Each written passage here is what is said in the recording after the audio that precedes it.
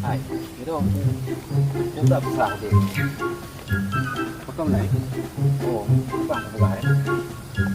Pengnya, tapi hanya. Không buka ni hả?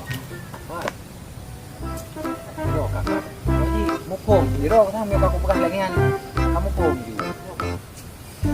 Kau ilo ye punya pakai bahasa-bahasa istilah lagi mana hanam form lu ye. Dino kapagah beterang aja putra mau ro.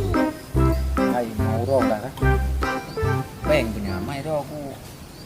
Kamu tuh oh gimana cara peng? Oh. Punya perkara peng. Nyan hana baro. Iro aku mentang cukup berat usah. Jadi kan pendapat lu ya. Kami dah solusi baru le je betul. Oh menang baru nape? Oh menang menang. Kau tu pak mijai lu. Kon tu tidak ji bah. Kami dah solusi bagus. Ai. Kalau apa aku pegang hadang ni le. Ada pu, punyonya kau pegang, kau pak mijai. Ada merokok kau pegang kayu minta solusi. Kak kaya ada bilung hari. Ada punya kau lupa minta kerau bilung. Kau ni lo nak baca tu nak pegang hip kadang ni le. Alah, nyo kam ramah. Nyo putra ka ko bili me kita hip. JP ija aju. Hanai dengar le berita ada nyo babi. Hai aku tu fikir gitu.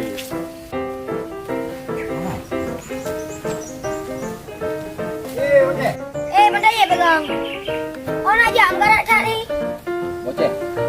Nyo dekat pegang pegang bagok. Dulu kan cara supaya bagah kaya.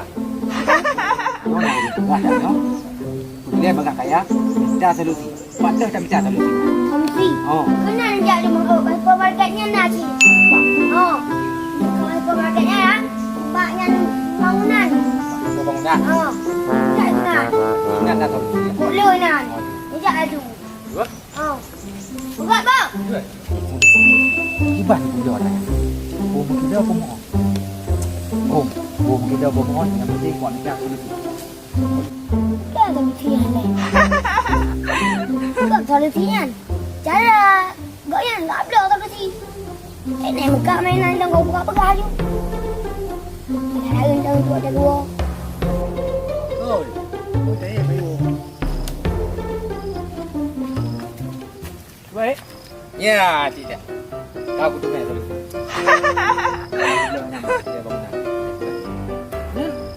Kau pegang mana buat dong? Kan pegang heron, buka solusi. Buka solusi. Cuci juga le.